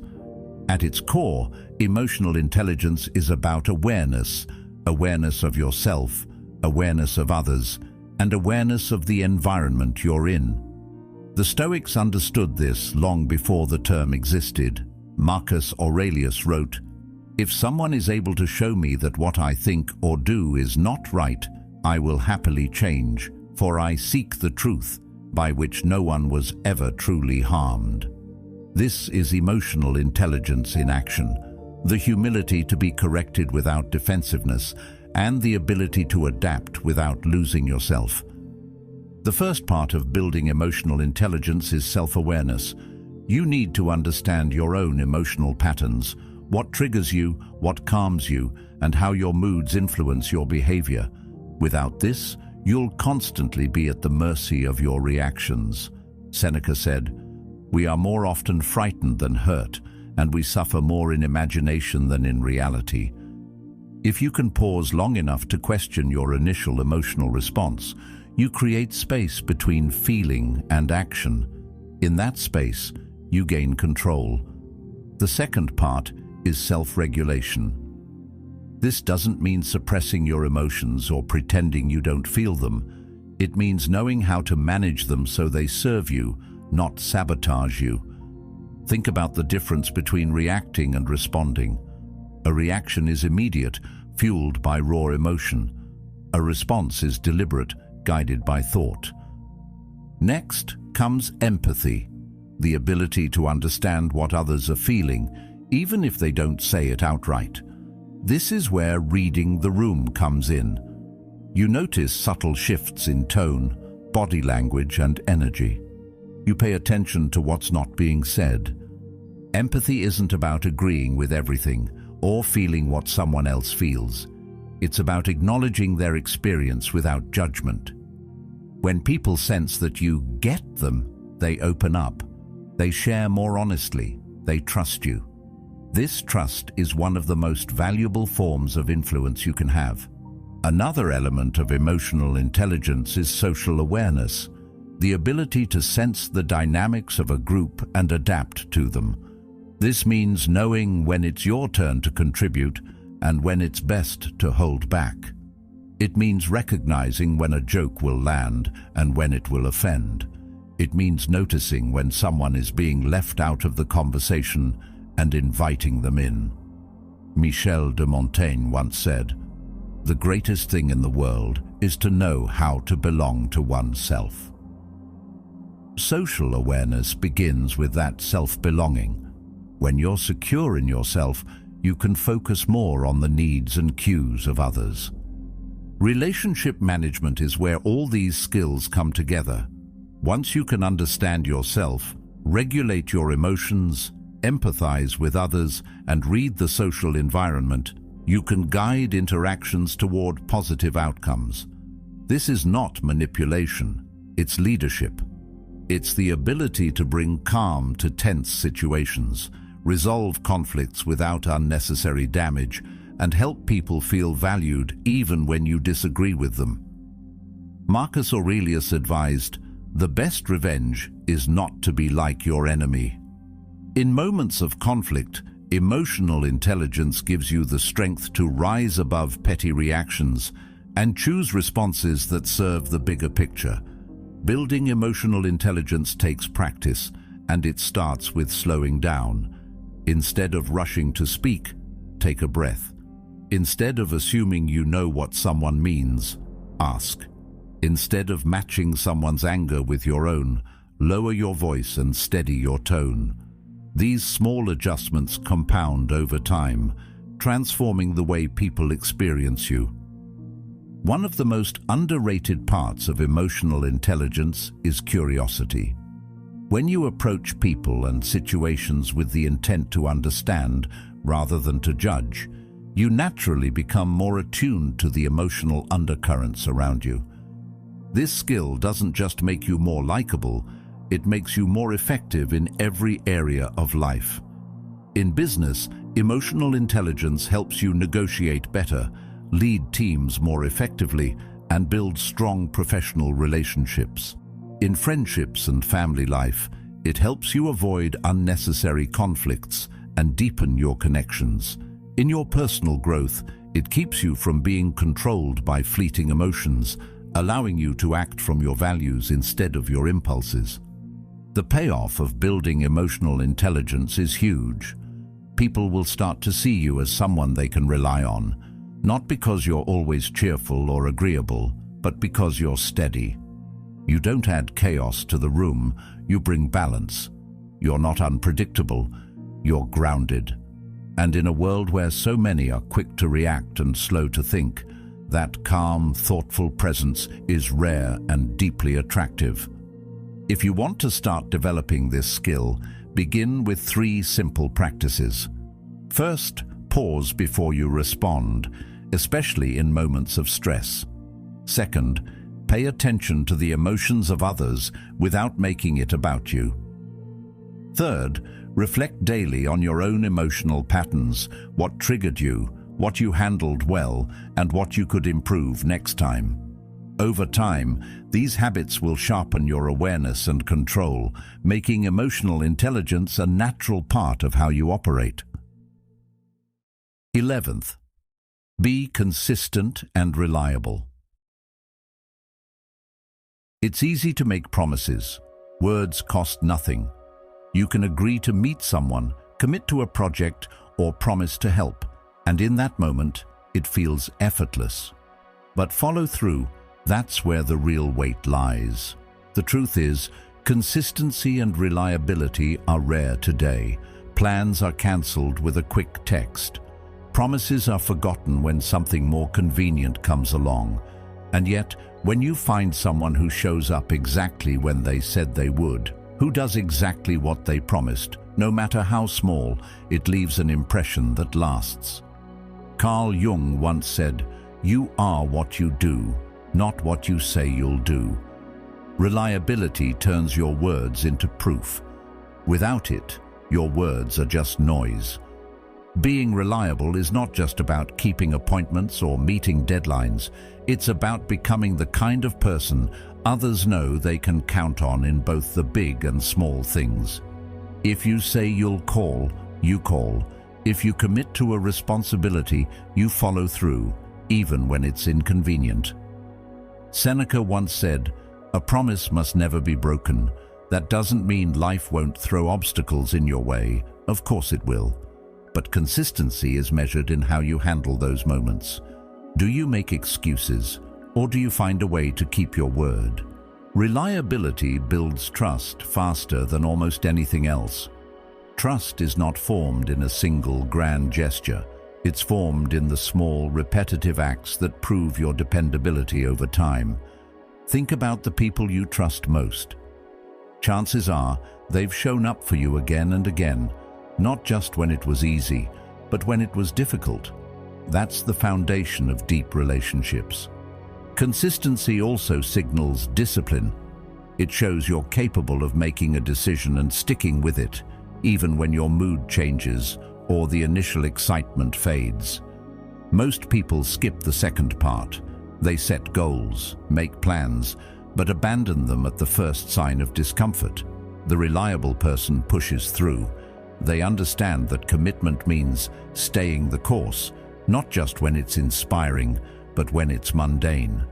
But let's be honest, being consistent isn't always exciting. It can be repetitive, even boring. That's why so few people do it. We crave novelty, the thrill of starting something new. But there's a unique satisfaction that comes from finishing what you start. Consistency is not perfection. It doesn't mean you never miss a commitment or make a mistake. It means you own up to it when you do. You communicate, you adjust, and you do everything possible to make it right. This honesty not only preserves trust, it strengthens it. People know you're not hiding behind excuses. They see you taking responsibility, and that sets you apart in a culture where deflection and blame shifting are common. Reliability also extends beyond others.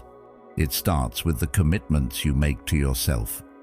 If you can't keep your own promises, it's only a matter of time before you start breaking them with others. Self-trust is the root of all trust. Montaigne once said, "The greatest thing in the world is to know how to belong to oneself." When you consistently do what you tell yourself you'll do, whether it's sticking to a workout, saving money, or finishing a project, you strengthen your identity. You start seeing yourself as capable, disciplined, and trustworthy. In the workplace, consistency is often the difference between someone who is merely competent and someone who is indispensable.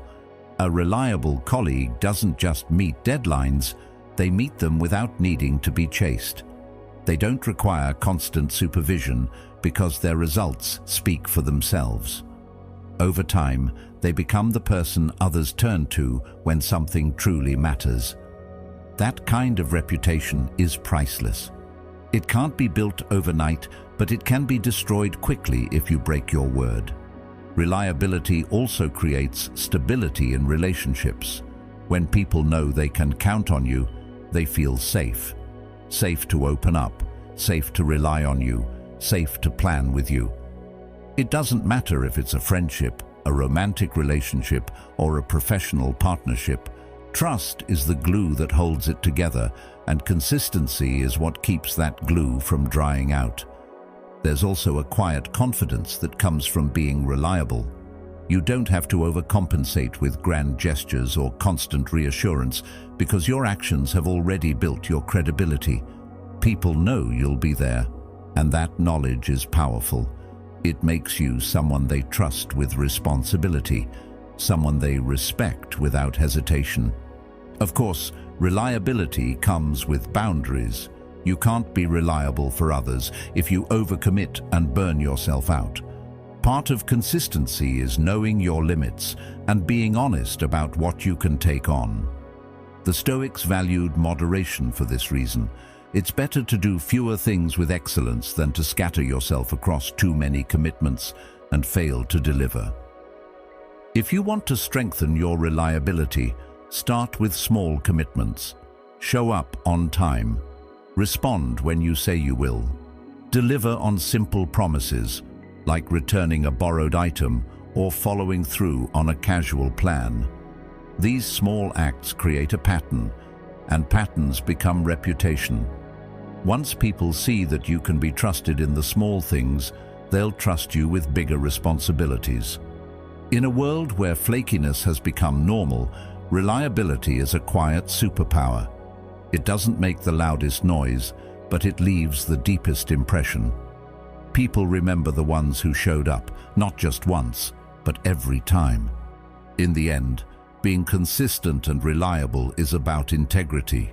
It's about creating a life where your word is enough, because history has shown it to be true.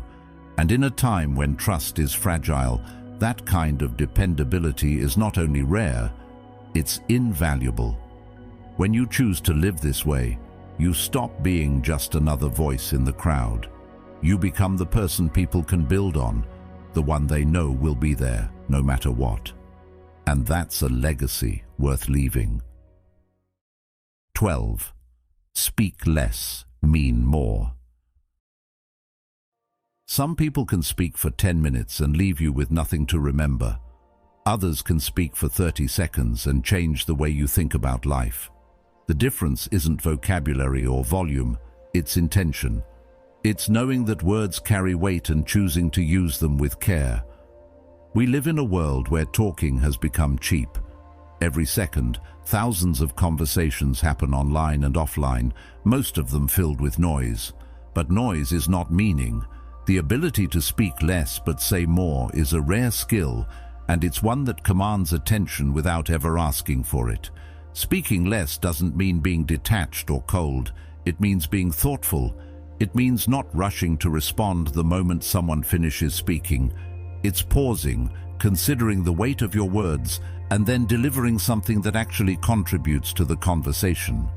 One of the biggest mistakes people make is talking just to prove they know something. They over-explain, they repeat themselves, or they offer advice before it's even been asked for. True authority doesn't need constant proof. It's shown in action and reinforced through well-timed words. Silence, when used intentionally, can be a form of communication all on its own. In tense moments, it can signal strength. In deep conversations, it can create space for others to open up. In negotiations, it can apply subtle pressure. People often rush to fill silence because they mistake it for weakness, but in reality, it's a kind of discipline. It says, I'm comfortable enough in myself that I don't need to fill every gap. Speaking less forces you to listen more, and listening deeply is one of the most underrated forms of influence. When you actually hear what people are saying, not just the words, but the meaning behind them, you can respond in a way that resonates. Another reason to speak less is clarity. When you strip away the unnecessary details and get to the heart of what you're saying, your message becomes stronger. Think of it like writing. Cutting out extra words doesn't make the piece weaker, it makes it sharper. People remember clean, concise messages far longer than they remember rambling explanations. This is why leaders, thinkers, and philosophers throughout history have used brevity to their advantage. They didn't just say something, they said it in a way that could be remembered and repeated. There's also a psychological effect at play. When you speak sparingly, you create a sense of mystery. People begin to wonder what you're thinking, what you'll say next, or what you've chosen not to say. That curiosity works in your favor. Speaking less also reduces the chances of speaking in anger or saying something you'll regret. Emotional discipline is a huge part of this skill. When you pause before responding, especially in moments of conflict, you give yourself time to choose a measured, thoughtful reply instead of an impulsive one. It's worth noting that speaking less is not about withholding information that matters. It's about cutting away the excess so the important things stand out. In relationships, this might mean saying fewer but more meaningful compliments so that each one feels genuine. In business, it might mean giving clear, direct instructions instead of overcomplicating them. In friendships, it might mean knowing when someone just needs your presence, not your advice. If you want to practice speaking less but meaning more, start with intentional pauses. When someone finishes speaking, wait a beat before you reply. In that pause, think, will what I'm about to say move the conversation forward? Is it necessary? Is it true? This aligns with the Stoic principle of living with intention. Speaking is an action, and like all actions, it should be deliberate. You can also train yourself by observing people who already embody this. Notice how the most respected figures in a room rarely speak the most. They're selective, and when they do speak, their words carry weight. This isn't an accident, it's a skill they've cultivated. They've learned that words are like currency. The more you flood the market, the less each one is worth. Over time, you'll notice that speaking less makes people listen more. Your words will start to land differently because they're not competing with a flood of other words. People will associate your voice with substance, and that association is powerful. They'll come to you when they need clarity, perspective, or truth, not just noise. And perhaps most importantly, speaking less shifts your focus from trying to impress to trying to connect. It's not about delivering a performance, it's about delivering meaning. And meaning often lives in the spaces between words, in the pauses, in the silences that invite others to think and feel before the next sentence arrives. The Stoics would say that mastery of speech is mastery of self. To speak less and mean more is to live in alignment with the values of wisdom, discipline, and purpose. Epictetus reminded us, nature gave us one tongue and two ears so we could listen twice as much as we speak. That ratio is worth keeping in mind, because when you live by it, you'll find your conversations deepen, your relationships strengthen, and your influence grows. Not by saying more, but by making every word count. In the end, silence is not emptiness, it's space. And in that space, meaning can breathe. When you speak less and mean more, you stop wasting words and start crafting them into something people remember. Sometimes, silence isn't just the flex. It's the foundation that makes every word you do speak feel like it matters. 13. Dress with intent. There's a certain kind of confidence that walks into a room before you say a single word. You've probably seen it before. Someone steps in, and without doing anything dramatic, they carry a presence that makes people notice. It's not just their posture or the way they move. It's the way everything about them feels put together in a way that's true to who they are. That's the quiet power of dressing with intent. The way you dress isn't about chasing every fashion trend or wearing something expensive. It's about understanding what works for you, your body type, your personality, your lifestyle, and then choosing clothing that aligns with that. The Stoics would see this as living in harmony with your nature. Marcus Aurelius wrote, "Let the outward show be plain, but the inward character true." Dressing with intent means finding that balance, presenting yourself well without becoming obsessed with appearances, and making sure what you wear feels like an extension of you rather than a costume. Intentional style starts with fit. You can wear the most expensive clothes in the world, but if they don't fit you properly, they'll look sloppy. Likewise, simple, well-fitted clothing can make you look polished and confident, even if it's not from a luxury brand. The Stoics believed in simplicity. Seneca wrote, "Simplicity of character is the natural result of profound thought. A clean, well-fitted shirt, trousers or jeans that sit right, shoes that are clean and cared for, these are simple choices, but they speak volumes." Color also plays a role in how you're perceived and how you feel. Certain colors can make you look more energized, approachable, or authoritative. You don't need to overthink it, but it's worth knowing which tones work best for your complexion and which combinations make you feel the most like yourself. Carl Jung's work in psychology often explored archetypes, identities that carry certain energies. In a similar way, the colors and styles you choose carry an energy into every room you enter. They can amplify how you want to feel that day: calm, bold, focused, or approachable.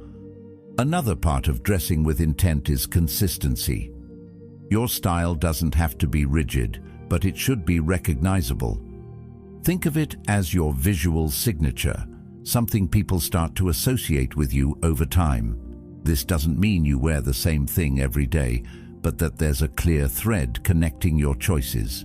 It might be a preference for classic pieces, a love for minimalism, or a taste for subtle details. Michel de Montaigne once said, "The greatest thing in the world is to know how to belong to oneself." Your style should belong to you, not to trends, not to peer pressure, not to someone else's expectations.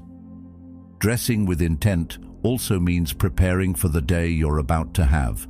If you have an important meeting, dress in a way that makes you feel sharp and capable. If you're meeting friends, Wear something that's relaxed but still reflects care. When your clothing matches the energy of the situation, you feel more comfortable and confident, and that ease translates into your interactions. There's a psychological shift that happens when you dress well. The act of choosing clothes that fit, flatter, and feel right sends a signal to your brain. I'm ready. You carry yourself differently. You speak with more assurance. People respond to you with more attention. This isn't about superficiality. It's about the connection between mind and body. When you feel good in what you're wearing, you project that feeling outward, and others can sense it. Of course, dressing with intent doesn't mean overcomplicating your wardrobe. In fact, having fewer but better pieces often makes it easier. Quality over quantity is a rule that applies as much to clothing as it does to life. Invest in items that last, that you can wear in multiple ways, and that still look good after repeated use. This approach not only saves you time and money in the long run, but it also simplifies your daily decisions, leaving more energy for the things that truly matter. Accessories can also play a role in intentional dressing. A well-chosen watch, a belt that matches your shoes, or even a subtle piece of jewelry can tie an outfit together and add a layer of refinement. The key is not to overdo it. Each piece should have a purpose, either functional or aesthetic. Just as in Stoic philosophy, where every action should align with reason, every element of your outfit should feel deliberate, not random. One thing that often gets overlooked in dressing with intent is grooming. Even the best outfit loses impact if it's paired with neglect in personal care. Cleanliness, well-kept hair, maintained shoes, these small details are part of the bigger picture.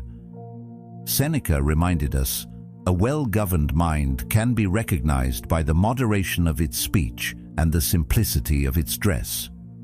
Extend that simplicity to grooming, and you'll always present yourself in a way that reflects inner discipline. Another important aspect is authenticity. There's no point in wearing something that looks great on someone else but feels unnatural to you. Clothing should enhance who you are, not mask it. People can sense when you're uncomfortable in what you're wearing, and it undermines the confidence you're trying to project. Dressing well also has an element of respect, not just for yourself, but for others. When you take the time to present yourself thoughtfully, you're showing the people you meet that you value their time and the interaction. Whether it's a job interview, a first date, or simply meeting a friend for coffee, your appearance sets the tone for the encounter. In this way, style becomes part of the social contract. It's a way of saying, I care enough to show up as my best self. If you're unsure where to start with dressing with intent, begin by observing. Notice the outfits that make you feel the most confident. Identify the cuts, colors, and styles you gravitate toward. Pay attention to how different clothing affects your mood and the way others interact with you. Over time, you'll refine a style that feels natural and powerful for you. In the end, dressing with intent is not about impressing strangers. It's about aligning your outer self with your inner self. It's about making choices that reflect who you are and who you want to become. The Stoics taught that we should live according to our principles, and that includes how we carry ourselves in the world. When you dress in a way that's true to you, you're not just wearing clothes, you're wearing confidence, discipline, and self-respect. And in a world where first impressions happen in seconds, that silent communication can open doors before you've even spoken a word. 14. Control your reactions. There's a certain kind of strength that has nothing to do with physical power, status, or how loudly you can speak. It's the ability to hold your center when everything around you is shaking. You've probably seen it, someone in the middle of chaos, and yet their voice stays steady, their posture relaxed, their mind clear. They don't get pulled into the storm. Instead, they become the calm at the center of it. That's the power of controlling your reactions.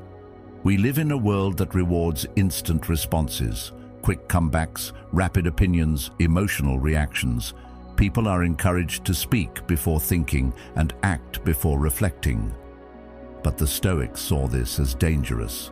Controlling your reactions doesn't mean suppressing your emotions or pretending you don't feel them.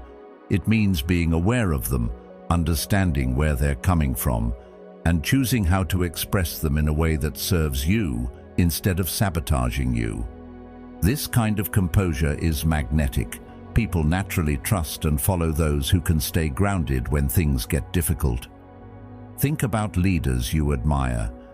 Chances are they aren't the ones who panic at the first sign of trouble.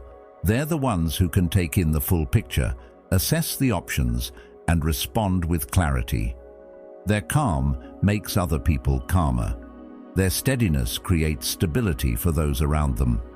Remaining calm under pressure also protects you from manipulation. When you're quick to react, people can provoke you on purpose just to throw you off balance. But if you're steady, their attempts fall flat. One of the best ways to strengthen this skill is to build awareness of your triggers. Pay attention to what kinds of situations or comments make your emotions spike. Then, instead of avoiding them completely, practice staying calm in their presence. This might mean slowing your breathing, asking a clarifying question before responding, or simply reminding yourself that your reaction is always a choice. It's also worth noting that controlling your reactions doesn't mean being passive. You can be calm and still be assertive. You can be steady and still be decisive. The difference is that your actions come from a place of clarity, not from being swept away by the first wave of emotion. The Stoics didn't avoid strong feelings, they simply refused to be ruled by them. Another powerful benefit of mastering your reactions is that it creates space for better judgment. When you're not blinded by frustration, anger, or fear, you can see the situation more objectively. You can consider long-term consequences instead of chasing short-term relief. This is the difference between reacting to a moment and responding to a reality. Epictetus compared it to being an archer.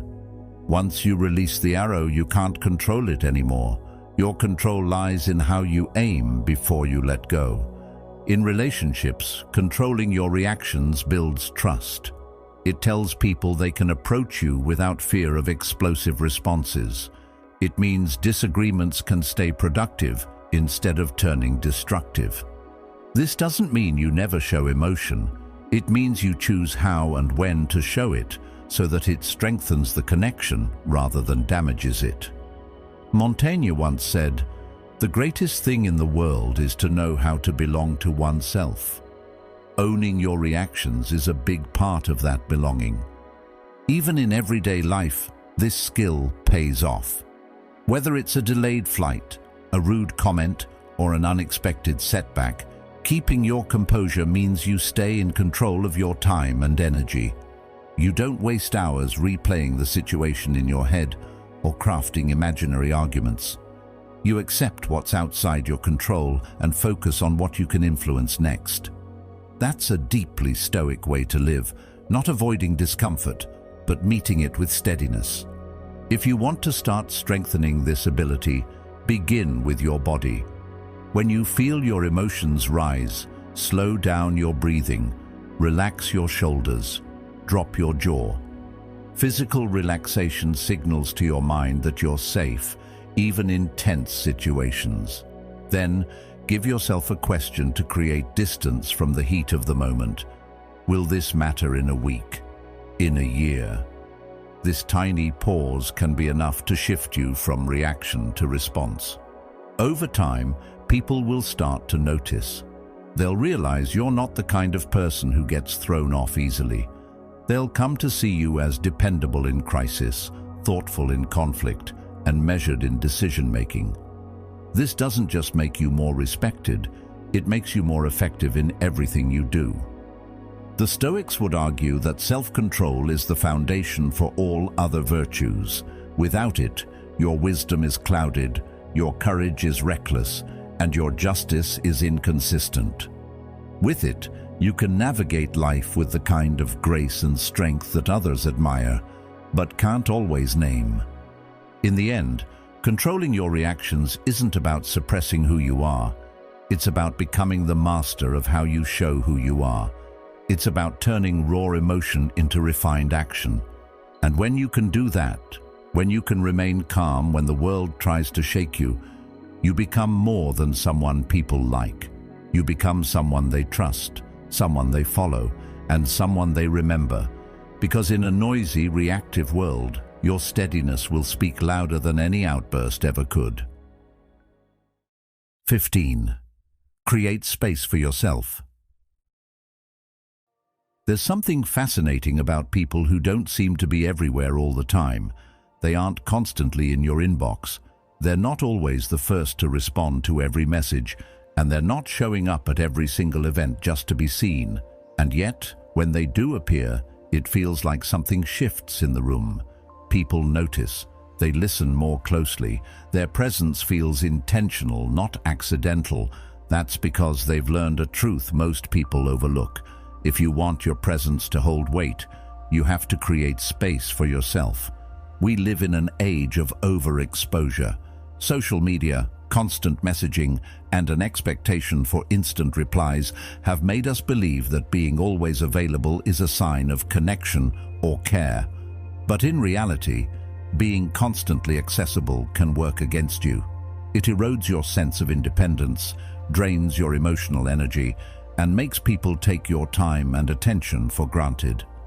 The Stoics understood the danger of being too accessible to everyone. Marcus Aurelius wrote, "The more we value things outside our control, the less control we have. Your time, your emotional energy, and your mental focus are things you can control, and that control begins with setting boundaries." There's also an undeniable psychology behind absence. When you're constantly present, people begin to normalize you. They stop noticing the effort you bring because they're used to it being there on demand. But when you create space, when you're intentionally absent at times, your return feels like an event. People lean in more, listen more, and appreciate you more because they've had to wait for it. As the old saying goes, absence doesn't just make the heart grow fonder, it makes the mind more attentive. One of the challenges of creating space is the fear of being forgotten. We worry that if we're not constantly visible, people will lose interest. But the reality is often the opposite. Strategic absence increases interest. Think about the most respected figures in any field. They're not constantly talking. They choose their moments. They protect their energy so that when they do show up, they have something worth sharing. This doesn't mean you vanish without explanation or play manipulative games. Healthy space comes from healthy boundaries. It means sometimes saying no without guilt, turning down invitations that don't align with your priorities, or not responding to every message immediately just because it was sent. It's about living at a pace that allows for depth instead of being pulled into constant surface-level interactions. Space also creates clarity. When you step back from constant engagement, you can see things more objectively, your relationships, your work, your goals. The Stoics valued this kind of detachment not as a rejection of life, but as a way to see it more clearly. Marcus Aurelius advised himself daily to take the view from above, to step back and see life in its larger context. That kind of perspective only comes when you give yourself room to breathe. The benefits of creating space extend beyond your personal well-being. They impact how others treat you. When you respect your own time, others learn to respect it too. When you make it clear that your attention is valuable, people start valuing it more. And when you're not always available, your presence stops being taken for granted. There's also a creative power in absence. Some of the best ideas, insights, and breakthroughs happen when you step away from the noise. When you're constantly in motion, your mind doesn't have room to wander, to connect ideas, or to see new possibilities. That's why so many great thinkers, artists, and leaders valued solitude, not as isolation, but as fertile ground for innovation. Creating space doesn't mean cutting yourself off from others. It means balancing connection with separation. It's the rhythm of presence and absence that makes both meaningful. Think of music. Without the pauses between notes, there's no melody. Without space, life becomes a constant blur with no defining moments. To start creating more space, you don't need to make drastic changes. Begin with small steps. Block out certain hours each day where you're unavailable. No phone, no social media, no interruptions. Dedicate time each week for activities that restore you, whether that's reading, walking, meditating, or simply sitting in silence.